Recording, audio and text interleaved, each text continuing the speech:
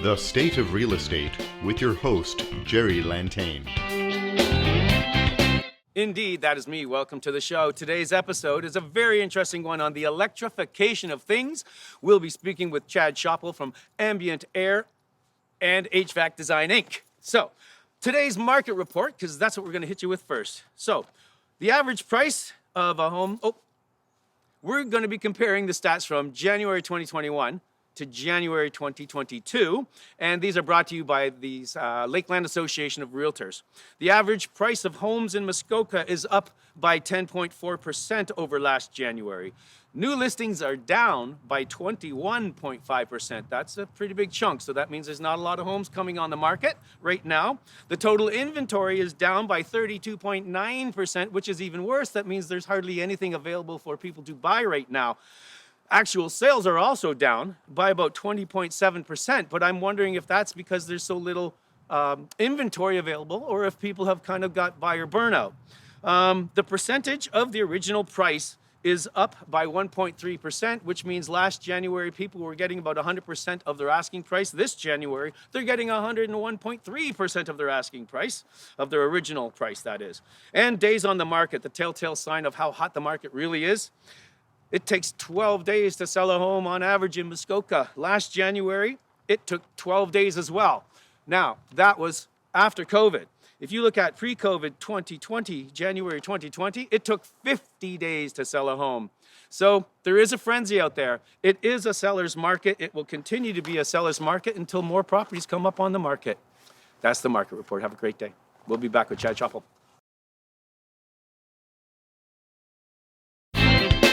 The State of Real Estate with your host, Gerry Lantain. Okay, welcome back to the interview part of the show. We are with Chad Schoppel from Ambient Air and HVAC Designs Inc. You are correct, sir. And I think today's topic is going to be one of the most interesting topics we've had so far. It is about the electrification of things. And that is something that every homeowner should know about and more than likely be concerned about. I will read you what the Canada Net Zero Emissions Accountability Act. It became a law on June 29, 2001. It enshrines in legislation Canada's commitment to achieve net zero emissions by 2050. And Canada has joined over 120 other countries, and these commitments go beyond that of the federal government. It's about carbon tax, and it's about electrifying everything. Today we're going to talk about heat sources. Chad, let's dive in. Where are we here? What is the electrification of things in terms of, we'll stick to the HVAC side of it, not just the whole home. Yeah, for sure. And that's where my expertise lies, I guess. And the biggest thing that I'm seeing right now is the transition from propane, natural gas, kind of the fossil fuels, because we've recognized that as the biggest carbon emitter, and that's what we're trying to counteract. So ironically enough, consulting with people, everybody wants to know what the most efficient heating system is. And I always say it's your building envelope. And funny enough, yes, building science is key in all this. And you can't really focus on one thing. The kind of terminology is house as a system. And that's the science behind, the whole thing and all the little things in it that make it tick as one. So, so super insulating, triple glazed windows using really high-end building performance, construction materials, and insulation. Really trying to air seal and reduce the air leakage in the building. So make sure your envelope. The best envelope is going to be your best defense against a heat source. Now, so once we get that, all of a sudden our heat losses get smaller, and our heating plants don't need to be as big. Mm-hmm. So then we can start to look to more efficient sources, which kind of in general terms, you think of an old propane or natural gas furnace that heats your house. It's going to transition over through the electrification of things and better efficiency into more air source heat pump technology. Yeah, and we'll get into it, but I want to really discuss about what's going to happen to people who have propane, natural gas, and oil, because this is it. Okay, I'll just read this also from this. The price of natural gas and propane and oil will triple in price by 2030. Okay, they're going to triple the price of our resource sources, which is basically going to force you to get electric. How are people going to go from electric if they have a natural gas combination oil burner or a combination water heater? Yeah, the low temperature variable refrigerant air source heat pump technology. So you pair that with like a straight electric furnace, and you go with this air source heat pump technology or geothermal, which is makes straight electricity about 30 to 40% more efficient in our climate. Okay. Unfortunately, the technology is good. You know, it's come from more China and Japan and stuff where they don't quite get the wicked cold temperatures. Yeah, that we get. this is what they don't understand. So the unfortunate thing is, and with all energy, there's no magic pill. There's no magic solution. So the government kind of creates the good ideas and then hopes that industry will provide an answer. And the answers really aren't there yet for all scenarios. So it's going to be a mix of hybrid stuff. So typically you'd have, your best way to heat in this part of the world is always with wood. Because wood is the most. But they don't want. They're eliminating wood stoves. Well, because you can go out and cut it yourself in the backyard. Right. It's not controlled by anybody. That's right. So that's the kicker. So but most people want convenience and don't want the headache of dealing with wood, which is unfortunate because it is the most environmentally responsible thing to do when you look at what energy is. So the convenient aspects are the electrification of things, going straight electric, using heat pump technology, geothermal technology to harvest that energy. Our climate, these fancy new heat pumps, they call them low temperature variable refrigerant drive compressors and stuff like that. So they're going to work down to about minus 25. We know we get colder days than that. Yeah. So then you need. I know some of them can go down to negative 35. Yeah, the problem is the heat output starts to go like this, and your heat loss goes like that. Right. So you hit this balance point or this threshold where you need the straight electric or a straight backup supplemental heat. Yeah. So that's kind of the problem in our system. But when you look at our heating period, it's 5 or 6 months of the year in total. We don't need much in the spring and fall, but we get into the season where we got to run something to keep us warm. So the heat pump technology, literally, it's about shaving the corners off of our total energy consumption individually. Whereas if we can shave 3 or 4 months of the 6 months heating season off with really energy efficient technology, then the 2 months that we have to use the straight fossil fuels or straight electricity, depending how it goes, our impact is way less on the whole. So no individual can really solve these issues. Collectively is the idea where we just try and knock corners off of how much we're using. Yeah. So question then, does that mean that who's going to enforce the electrification of things? That's like, who's going to come to my house and say, well, Mr. Gerry, your natural gas furnace was supposed to be converted 2 years ago. Like, it'll be subsidized. So the idea of the carbon tax is to take 90% of it. The government's gonna give you a tax rebate on 90% of what you paid on the carbon tax. It's going to be on everything. Okay. And then in theory, the 10% they keep is to go to energy low carbon net zero initiatives. So that's going to go back probably, I'd assume, to people that live in an old century home that are the unfortunate ones that can't bring their house up to new standards. They're going to be out of luck. So I imagine energy will be a bit more subsidized for those people, and that we push the new construction in a better direction. Is that what they meant by you will own nothing and be happy? Yeah. Sorry. But because it all of a sudden it's a cost that's going to need to be incurred by a homeowner, but it may or may not be subsidized by this program? Well, it's a government program, so you never know what they're going to do, right? They change things at the last second sometimes. So it's, the writing. I mean, we're on this progression of this. It's not like it's yet to come. It's been since 2018. Yeah. We're at about $50 per ton. Going up to 170? Right now, going up to 170 by 2030. Woo-hoo! So then that's kind of the unfortunate thing. There's 21 gases that are taxed. Right. So that's gasoline, methane, propane, you name it. Kind of all the good rock and roll stuff that creates the built environment. Yeah. So everything is going to get more expensive, and we're going to see it everywhere, from trucking to the food. It's going to be in everything. So people don't quite realize what's coming yet and what the formula is, because it's about.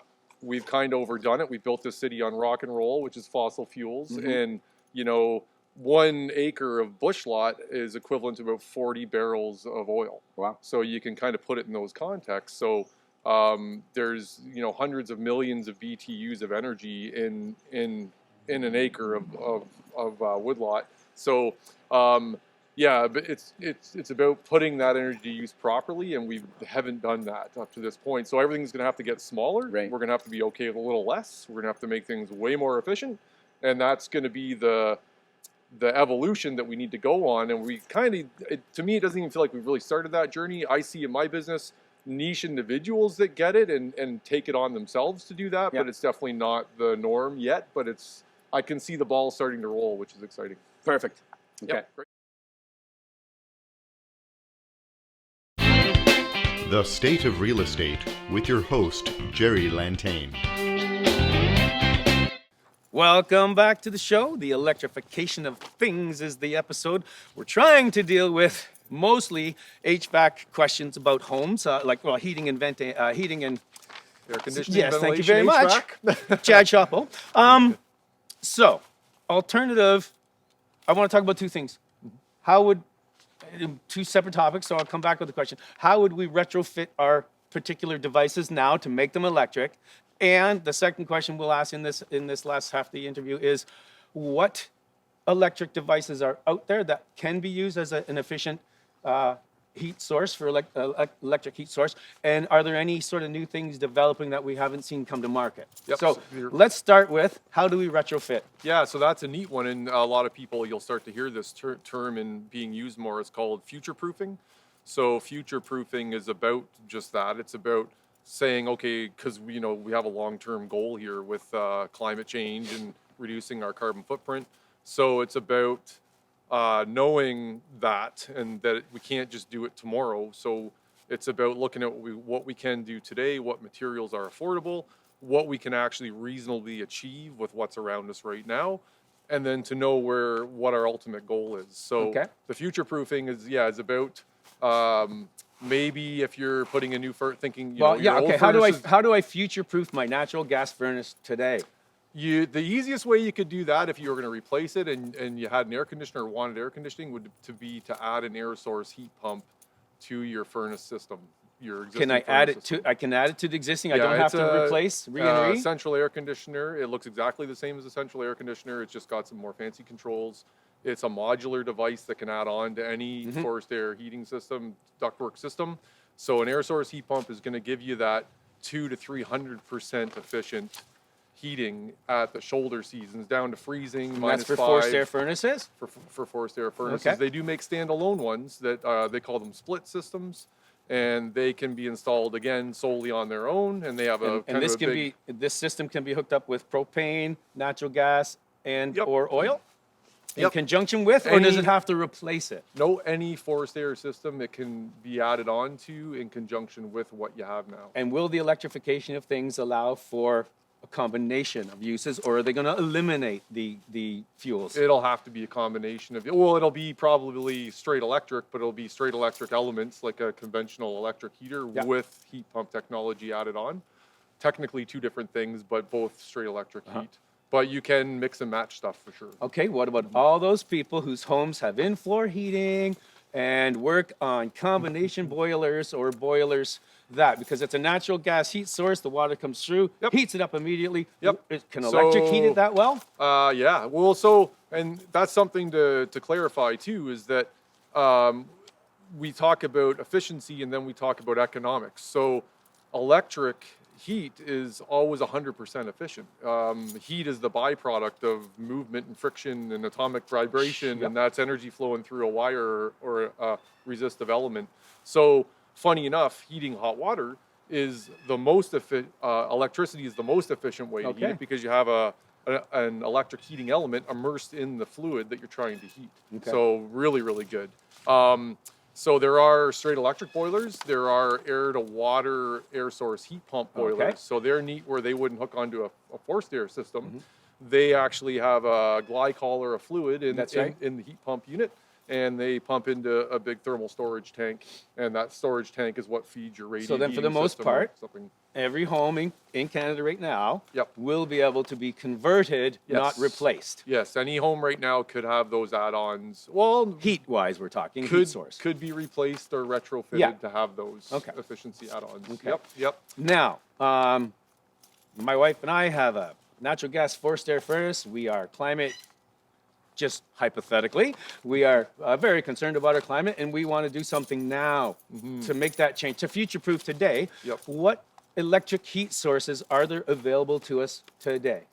Well, just to back up a bit though, too, if it ain't broke, don't fix it. Sure. If you have, it takes a lot to manufacture things. There's a huge carbon footprint in making stuff. So if you have something that's working, just make sure it's working as efficiently as possible. Yeah, and but get what the happens most when life these out of guys it. come along and say, hey, it has to be changed?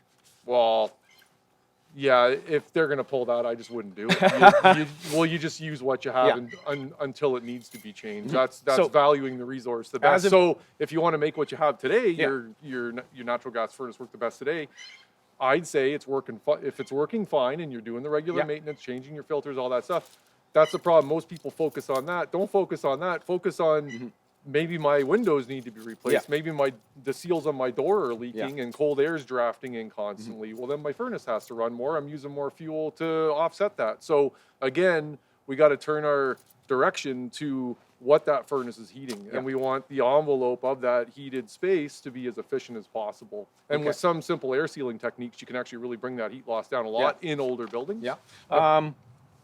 But I want to get back to what electric heat sources are available today. We have electric baseboard heating. Yep, electric baseboard There heating. is such thing as in-floor electric heat, right? There's electric boilers. Yep, there's electric furnaces. So anything Forced air electric. Yeah, so anything that you can think of as a gas or oil appliance is also made in a straight electric appliance, and then the geothermal is probably the most efficient, and then the air source heat And pump geothermal technology. needs electricity to work. Is that correct? Yeah, they consume quite a bit of electricity. So if I had an electric forced air furnace, as opposed to, say, natural gas at today's current prices, what would be more expensive? Do you have an idea about that? Would the electric be more than today's pricing? So from natural gas, for sure. Propane, it's probably almost at par with propane, with slightly more expensive, and it depends when it runs. That's the problem with natural gas and propane. You're paying a fixed rate for the quantity of fuel. For electricity, we have a 3-tier system. There's peak, mid-peak, and off-peak. Right. So there's pretty vast differences in cost per unit of energy in those 3 rate groups, and that's where it becomes a hard comparison. So thermal mass is a big deal with buildings, and ICF technology in building construction is a very heavy thermal mass. It can retain Thermal mass? Thermal Just definition for the public thermal and mass myself? would be the easiest way to think of it would be concrete or a stone. Cool. Yeah. Aside from a battery, it's probably the best thermal storage medium we have, and that's can do a lot for energy As in wood efficiency. frame construction, not so great. It's great, but it's not as great from an energy perspective as a heavier mass building. Yeah. I'm representing a builder. We're doing a build up in town here in Huntsville, and ICF foundation from the foundation through to the roof. Yep. I mean, you can't ask for a better building envelope. It's Yeah. too good. It needs the HVAC system. Yeah, I see buildings that are full ICF now that are using 30 to 40% need 30 to 40% less heat than their conventional frame counterparts. Yeah. So there is a big deal to that. So when you can capture thermal mass in a building envelope and you apply straight electric heat to it, you can use the off hours from 7 at night to 7 in the morning off peak, where hydro literally is at par with what you're paying for propane to run that heater, Now store you just that heat. gave me a good idea for an advantage of people who are new home buyers. Because the electrification of things is going to be happening, if you're looking for new homes, if you can find a new home that is built with ICF right from the ground to the roof, which is insulated concrete form, that'd be your best bet right now, right? Yeah, and from an energy use standpoint, Exactly, from a manufacturing carbon footprint standpoint, with foam and concrete, they're fairly high CO2 emitting products. Oh, yeah? So long term, in reducing that carbon footprint, maybe not so good. And that's what I mean. This is where we're going to start to see this stuff where building products are going to need to be more carbon neutral. Right. But I tend not to think that way so much. I think that everything comes at a cost. So if we can, make it the best to be the most efficient over a long period of time, if we have to pollute a lot in that initial phase for a short period, to have that long-term thing that's going to last 10 times longer, that's a good deal. Okay, what a good time to end the episode. Thank you very much, Chad. Awesome, we can Gerry. go on again and again about this We one, I'll can tell you forever. that. Yep. So, Mr. Chad Schoppel from Ambient Air HVAC Design. Have And a if great you day. need a professional, you can call him. So we'll be back with the tip of the week and the close of the show. All right, the tip of the week this week is about the electrification of things, and it is something, every homeowner should know. So what you need to do, the tip of the week this week, is to research the Canadian Net Zero Emissions Accountability Act. That's the tip of the week. Read it up and find out and look out what's in store, and be prepared for the future. Have a great day. The State of Real Estate with your host, Gerry Lantain.